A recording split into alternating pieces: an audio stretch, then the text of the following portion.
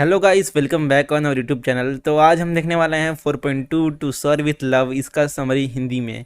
मैंने रिसेंटली एक पोल में पूछा था कि किस लेसन को पहले एक्सप्लेन किया जाए, तो लगभग 68% स्टूडेंट ने कहा इस लेसन को एक्सप्लेन करने के लिए। तो आज की वीडियो में हम देखेंगे इस नॉवेल का समरी हिंदी में।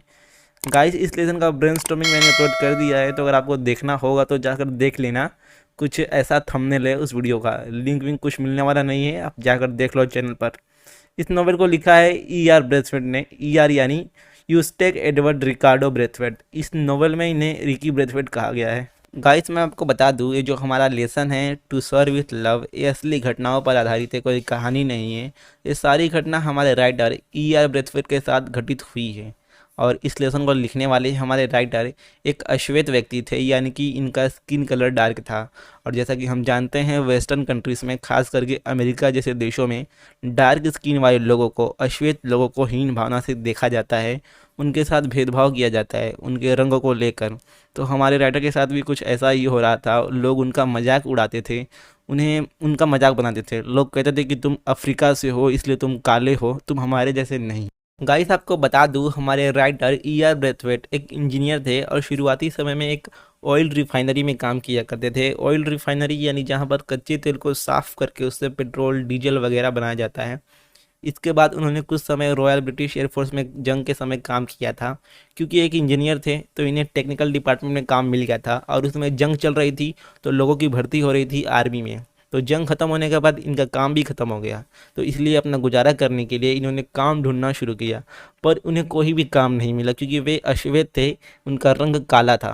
लोग उनसे भेदभाव करते थे। देखो गाइस, राइटर एक इंजीनियर थे, बहुत पढ़े लिखे आदमी थे, लेकिन फिर भी उन्हें कहीं काम नहीं मिल रहा था, नौकरी नहीं मिल रही थी, क्योंकि उनका रंग जो था वो काला था। वे अश्वेत थे और उस समय अश्वेत लोगों के साथ भेदभाव होता था, रंग भेद होता था।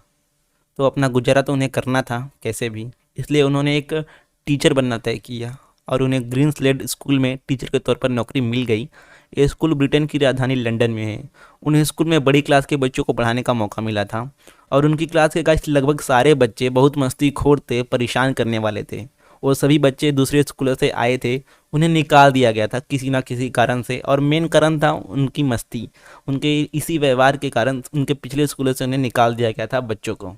तो जब E.R. ब्रेथवेट पहले दिन आते हैं क्लास में बच्चों को पढ़ाने, तो फिर वही होता है जो कि बाकी टीचरों के साथ भी उनके पहले दिन होता है। क्लास के सभी बच्चे मस्ती करते हैं, शोरगुल करते हैं, E.R. ब्रेथवेट की रिस्पेक्ट नहीं करते, उनकी बात नहीं मानते। तो पहले दिन ये होता है, पहले दिन और शुरुआती कुछ दिन ऐसा ही होता है। तो यही उनके साथ हमेशा होने लगा राइटर के साथ। बच्चे उन्हें चिढ़ाने लगे, कई बार तो बच्चे हद से ज़्यादा ही उन्हें परेशान कर दिया करते थे। और गाइस, लड़के ही नहीं बल्कि उस क्लास की लड़कियाँ भी उन्हें परेशान करती थी। तो ऐसा कुछ दिन तक चलता रहा। पर एक दिन जब बच्चों ने कुछ ज़्यादा ही परेशान कर दिया, तो राइटर भी खुद को रोक नहीं पाए। आप ही सोचो, आपको अगर कोई बुरा भला कहेगा तो आप कब तक सुनोगे? आज सुनोगे, कल सुनोगे, लेकिन परसों तो नहीं ना। तो यही हुआ था राइटर के साथ। राइटर ने एक लड़की को डांट दिया, लेकिन बाद में उन्हें लगा कि मेरी डांट का कुछ असर तो हो ही नहीं रहा है। तो दोस्तों, हमने पहले ही देखा था, उनकी क्लास के बच्चे बड़े शैतान थे, मस्तीखोर थे। तो जो ऐसे बच्चे रहते हैं उन पर डांट का और ना ही मार का असर होता है। तो राइटर साहब समझ गए कि भैया अब हमें इन्हें दूसरे तरीके से हैंडल करना है, दूसरे तरीके से समझाना होगा। अब ये मार खाकर और डांट खाकर समझने वाले नहीं हैं। तो देखो गाइस, स्टार्टिंग में ऐसा था, बच्चे E.R. ब्रेथवेट की रिस्पेक्ट नहीं करते थे, उनकी बात नहीं मानते थे। तो E.R. ब्रेथवेट ने, राइटर ने बच्चों का भरोसा कैसे जीता, ऐसा क्या हुआ कि बच्चे उनकी रिस्पेक्ट करने लगे, यही आज हम देखने वाले हैं इस लेसन में, इस वीडियो में। तो हमारे राइटर ने क्या किया, उन्होंने अपने पढ़ाने के तरीके को और बच्चे से बात करने के तरीके को बदल दिया। अब वो बच्चे को बच्चा ना समझकर एक अडल्ट समझते हुए दोस्त की तरह बात करने लगे, बच्चों को रिस्पेक्ट देने लगे। लड़कियों के नाम के आगे मिस लगाकर उन्हें बुलाने लगे, लड़कों को मिस्टर कहकर बुलाने लगे। तो बच्चे बड़े हैरान हो गए कि हमें तो इतना परेशान किया, ठीक है, हमने इन्हें बहुत परेशान किया, फिर भी ये हमें इतना रिस्पेक्ट क्यों दे रहे हैं? शायद बाकी टीचरों की तरह नहीं है। तो गाइस, ये टीचर स्टूडेंट की स्टोरी लाइन बहुत कॉमन है, इसी पर बहुत सारी मूवीज़ भी बनी हैं।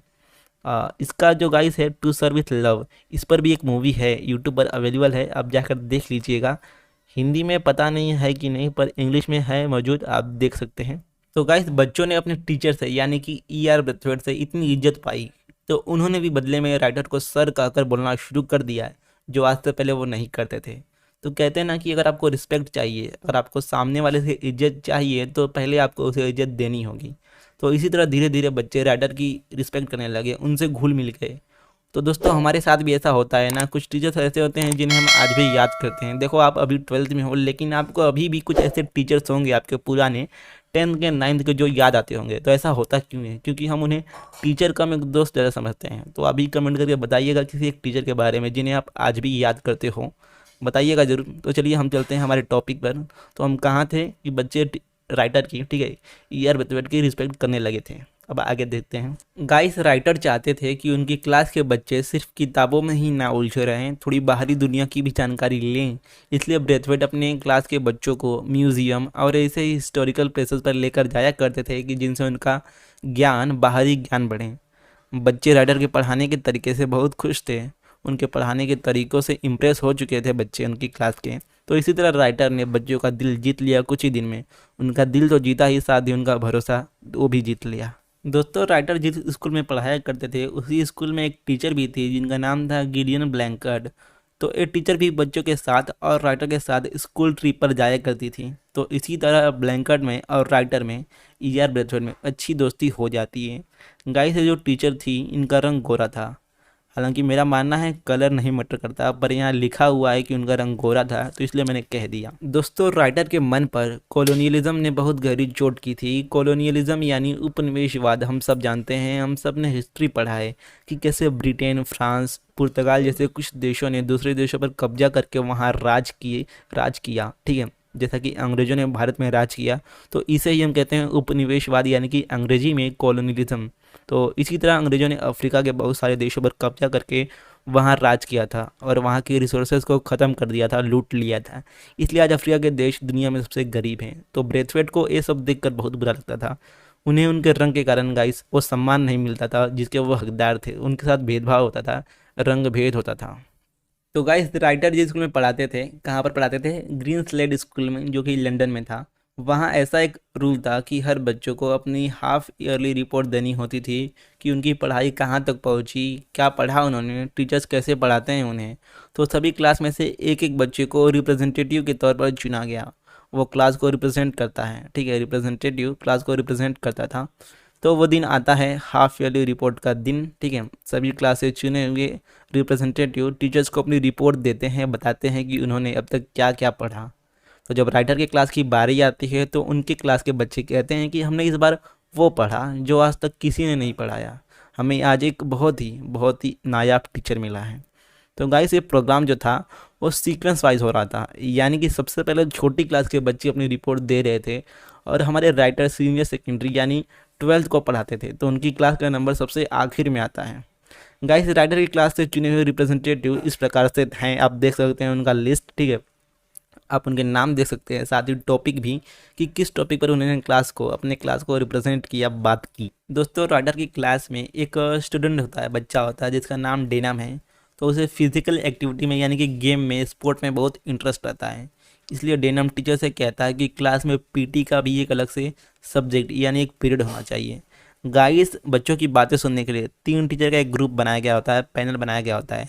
इन टीचर के नाम इस तरह से हैं: मिस्टर वेटसन, मिसेस डेल एवांस और मिस फिलिप्स। तो जब डेनम कहता है कि क्लास में एक पीरियड पीटी का और स्पोर्ट का होना चाहिए, गेम के लिए एक पीरियड होना चाहिए, तो इस पर मिस्टर वेटसन साफ इनकार कर देते हैं। वो कहते हैं कि ऐसा नहीं होगा क्योंकि स्पोर्ट की, गेम की ज़रूरत नहीं है। उसके बाद दूसरी टीचर मिस फिलिप्स भी वेटसन की बात का समर्थन करते हुए कहती है कि पीटी की ज़रूरत है नहीं तुम्हारे लिए। तो डेनम इन सब बातें सुनकर चुपचाप अपनी जगह पर बैठ जाता है। राइटर गाइस अपनी क्लास के बच्चों की प्रोग्रेस को देखकर बहुत खुश होते हैं, उन्हें बहुत खुशी होती है और प्राउड फील करते हैं। तो बस यहीं पर ख़त्म हो जाता है ये लेसन। लेकिन गाइस ये एक लेसन नहीं है, नोवेल है, तो बहुत बड़ा है, लेकिन हमें इतना ही पढ़ना है, हमारे सिलेबस में इतना ही है, हमारे लिए जानने लायक बात इतनी ही है। मिलते हैं अगली वीडियो में। धन्यवाद दोस्तों।